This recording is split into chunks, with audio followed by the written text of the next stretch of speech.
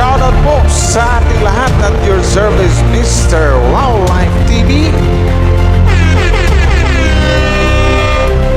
Please to support and subscribe. Walang iba po ang ama ng Kalingap, Kuya Val Santos Matubang, Boss Kalingap Rav, at ating Ina Vlogs. At please do support sa lahat po ng mga Kalingap charity vloggers or Kalingap partners. Once again, at your service, Mr. Wildlife TV, your Mr. Goodbye.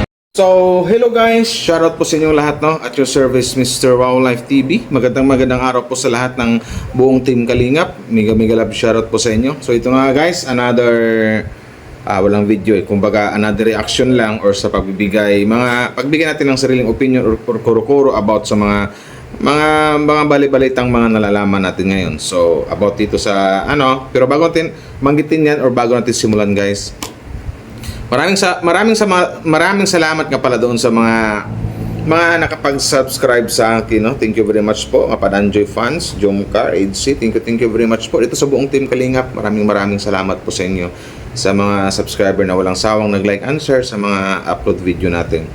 Tsaka yun na nga, bago natin magsimula, shoutout sa lahat ng buong Team Kalingap. Hello po sa inyo, suportahan po natin Kuya Val Santos Matubang, Kalingap Rab, at Ina Vlogs, at wag din po natin kalimutang suportahan ang lahat ng mga Kalingap charity vloggers or mga Kalingap partners. So ito na nga, tamang-tama, no, nung nag-scroll na doon sa Facebook, may nagpasa sa akin na nagsalita na daw ang isang ang page na kung saan nagiging pang top 7 or pang number 7 sa most beautiful or most admired vlogger of the year, si Carla, at number 2 sa Kalingap Rab. Na alam naman natin na maraming mga sabihin nating bitter na hindi tanggap yung kung ano yung desisyon or kung ano yung inilabas ng Pinoy history. So yun lang. Shoutout sa lahat ng mga Jomcar matatag fans, no. Hello po sa inyo. Maraming salamat sa mga mag-like and share. Lalo ka na ate, ito ate, kung magsalita ka kasi ate, hindi kita ibabash ate. Bigyan lang natin ng bigyan ko lang ng reaction tong mga sinasabi ni ate bago natin basahin yung mahabang explanation do ni Pinoy history. So ikaw, shout out sa iyo Ate Ethel Abayon Martisio. So yun nga, Ate Ethel Abayon Martisio. Mega love shoutout po sa inyo. Well, bakit? Di ko alam kung bakit nagkaganito yung comment mo. Nang sabi mo dito, actually fans ni parang fans ni wait lang, no, kasi sabi niya dito, lalo lang kasi nilang pinasikat si Carla. Ay malamang, ano bang gustong mangyari? Di ba? Ang gusto ng pangkalahatan talaga na lalo pang sisikat o lalo pang makilala ang isang Carla. So yun, pagdating doon walang problema. Social media to Halos lahat ng Kalingap team nakatutok na lang sa Jomcar o kay Carla. O dyan pa lang ate, halatang fake news ka na. Kasi pagdating sa Kalingap po, hindi lang po sa Jomcar nakatutok ang bawat fans ng Team Kalingap, kundi lahat ng love team po tinututukan ng mga Kalingap fans. May Jomcar, may EDC, may Danjoy, may Edpau, Jovian, Cedros, marami po. So dito pa lang sa sinasabi mo ate, halatang naninira ka na lang or naghatid ka ng mga fake news dito sa mga taong huwag ka ganun natin kasi may picture ka man sa akin. Yan, may picture ka ate sa akin, yan, kitang-kita, di ba guys? Yan. Pero hindi ko na dyan. Bilang respeto na lang. Diyos ko, ilan pa lang ang subscriber niya i-compare kay Alex, sa fans ni Alex to. So bakit ganon? Kung subscriber ang pinagbasihan, dapat kasi ang ko kasi dito, gaya ng upload ko kahapon, na huwag yung iba si Carla pagdating sa ganyan. Magtanong kayo doon kay Pinoy History kung anong criteria, kung saan sila kumuha ng basihan, kung bakit nagiging top 1, top 2 hanggang sa nagiging top 25, or bakit hindi nakapasok yung idol mong si Alex Gonzaga. So yun yung ang awayin mo, magtanong ka doon kay Pinoy History, hindi dito sa Kalingap or si o si Bibi Carla or si Carla Bears, malay ba ni Carla? Di ba? At i-compare kay Alex. At isa pa, ang ganda ni Alex i-compare sa kanya. Maganda si Alex. Ang mga tao kasi Ate Itil Abaycon Martisio, may kanya-kanyang kagandahan. Si Carla, at saka mamaya malalaman mo Ate, basahin ko yung post ng Pinoy History. Kasi ang pinagbisihan mo pala dito, subscriber at saka sa batay na rin sa iyong salaysay para tayo na sa hukuman nito Ate, na ang pinagbasihan dito ng Pinoy History, subscribers at saka ganda. Kung ganda lang naman, Alex, between Alex and kay Carla, hindi rin magpapatalo ang isang Carla. Sa ganda, maganda talaga ang isang Carla. Kaysa hindi ko i-compare ka Alex kaysa sa iyo Ate Itil Abayon Martisio, di ba? Oh, sabi ko sa iyo Yan. Nangunguna ka kasi. Pumuti lang naman yan dahil sa gluta. Paano ko sigurado? Pumuti lang dahil sa gluta. Anong nangyari? Kasi talagang grabe na tong paninira mo, Carla ha. Ikaw Ate, kung nalalaki ka lang, hinamo na kita Pasalamat ka, babae ka Ate. May respeto ko sa babae. Huwag si Carla ang awain mo kasi malay ba ni Carla dyan?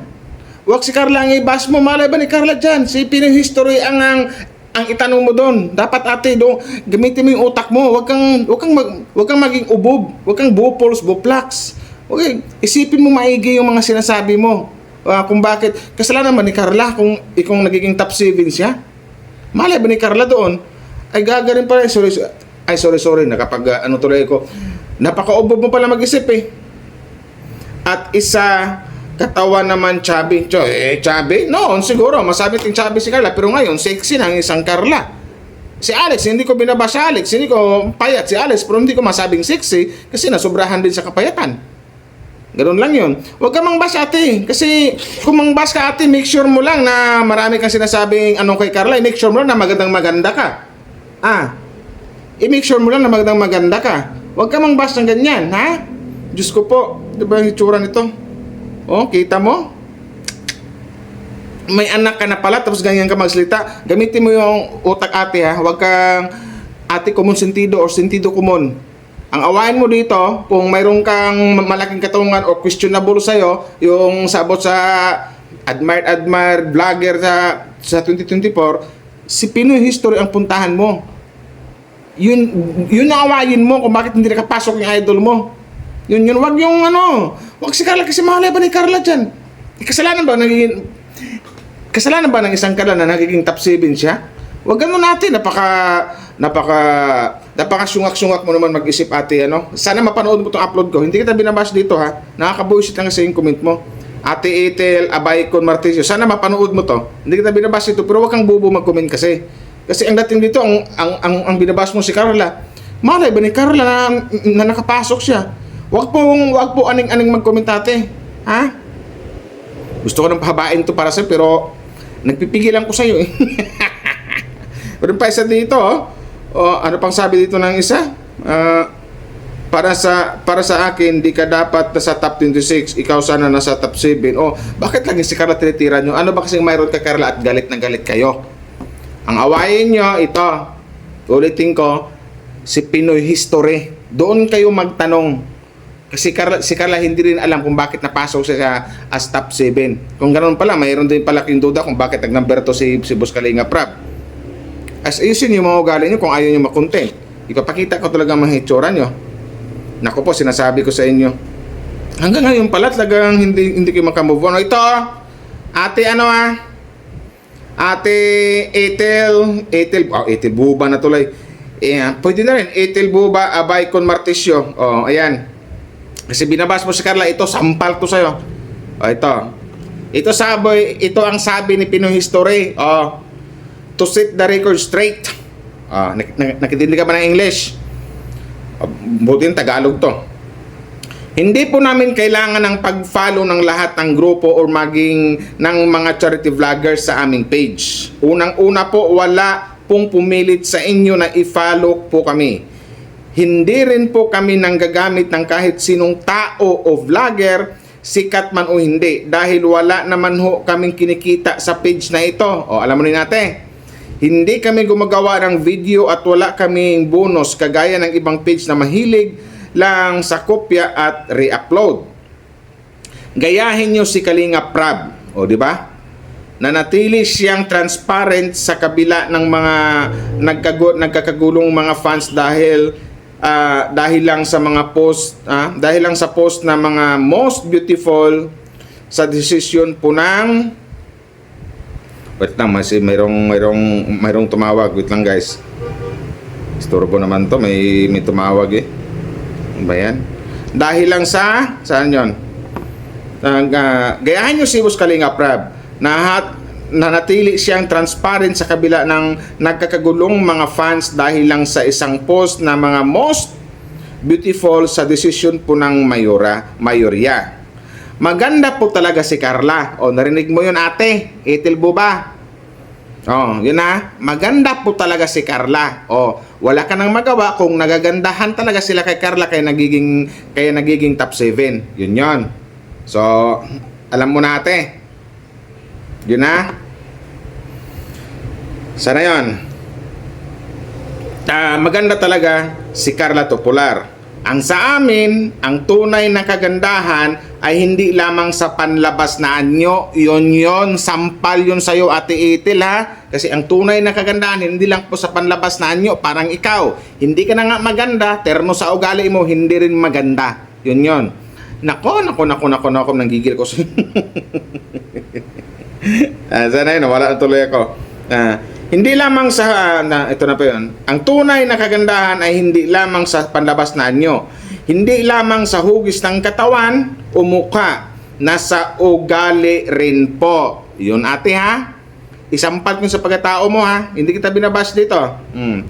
Kung paano niya dalhin ang sarili at kung paano niya mahalin ang mga tao sa paligid niya. Yun po ang nakikita nila sa isang Carla Topular. Kaya nagiging top 7 kasi hindi lang sa ganda ng mukha o sa hugis ng katawan, nakitaan din nila, talaman nila, magaling, mabait talaga isang Carla at magaling makikitungo sa mga tao niya sa paligid. Magaling makihalubilo. Now, kung questionin mo kung bakit hindi nakapasok si Alex Gonzaga, well, alam mo na siguro kung ano yung Itanong mo na ngayon kay Alex kung anong mayroong klaseng ugali siya. Ha? Itanong mo na ngayon sa Pinoy History kung bakit hindi siya nakasali doon sa top 25. Eh, nakahabol naman ang isang Alex top 26. So, yun. So, yun ate ha. Hindi lang po ang pag sinabing maganda, hindi lang po sa personal appearance, makita maganda mo ko, musiksi, hindi lang po sa ugali rin po or sa asal. I-apply mo yan sa sarili mo ate para hindi ka makontent ha. Para hindi ka kasi ang pangit na mga sinasabi mo eh. Lahat po tayo magaganda at gwapo at ang pagpili po namin sa top 25 ay mula sa puso namin. Sa bawat organisasyon mayroon pong panalo at may ibang hindi nagwawagi. Pero ang pagtanggap natin sa bawat resulta at refleksyon ng ating mga tunay na ugali, kung paano natin sinasabi ang bawat salita, kung paano tayo nagko-comment at kung paano natin sinalaysay ang bawat damdamin natin online. Yun ang tunay nating pagkatao. So ngayon ate, kung pagbasihan ko yung comment mo, base din sa pagkatao mo, walang hiyang tao ka. Yun yung masasabi ko. Or something like na isip-isipin mo muna kasi bago ka mag-comment. Yun lang yun. Na sino ba dapat ang tanungan ko dito?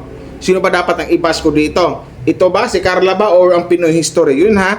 Kasi binabas mo si Carla, halos something like kinukutsa mo na, something like na nilalait mo na wala namang kalam-alam si Carla kung nagtap 7 siya. So yun ate, gamitin mo yung utak mo ha. So, sumasalamin dito sa comment mo, sumasalamin sa pagkatao mo na something like na bastos kang pagkatao. So yun. Sorry sa words ko ate, pero yun yung naisip mo na bagay sa'yo or ganun yung pagkatao mo. Yun. Ito pa andito si Alex.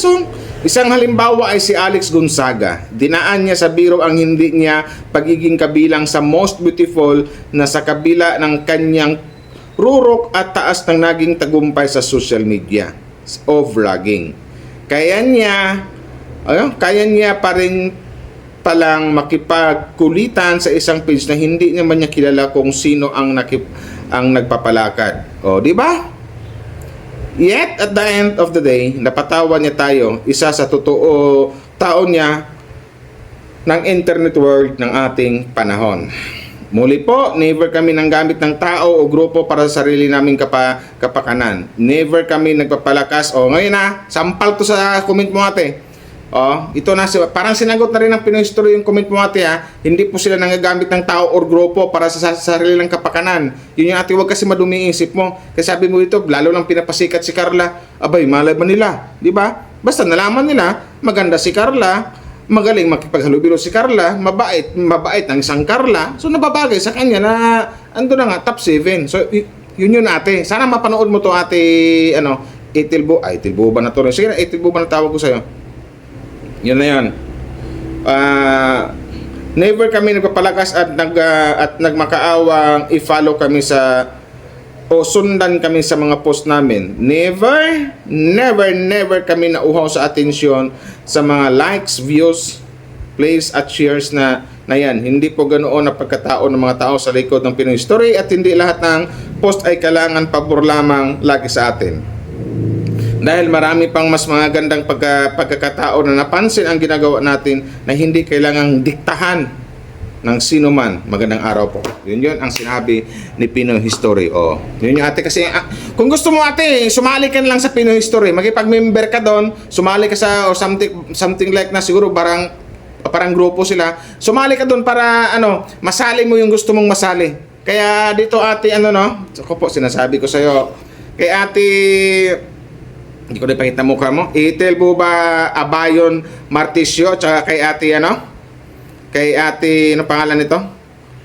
Nawala na yung Perla Opinyanaba. Perla Opinyanaba ha? Yun po yun ha. Sana sampal yan sa mga comment nyo. Ito yung sampal yan sa inyo yung mga comment nyo. Sampal itong mga sagot ni Pinoy Story. Baskin ng bas, hindi nyo ginagamitan ng utak. Gamitan nyo ng utak.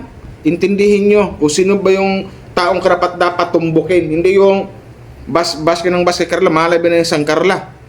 Anak ng tipaklong nga, kung kailan kitumanda yung utak nyo paurong. Di ba ate? Sinasabi ko sa iyo ate, nako. So guys, para hindi init ulo ko, mag-like and share kayo sa upload na to. So maraming salamat po sa buong Team Kalingap, Wow Life TV at your service. Maraming salamat po. Bye-bye! Babush!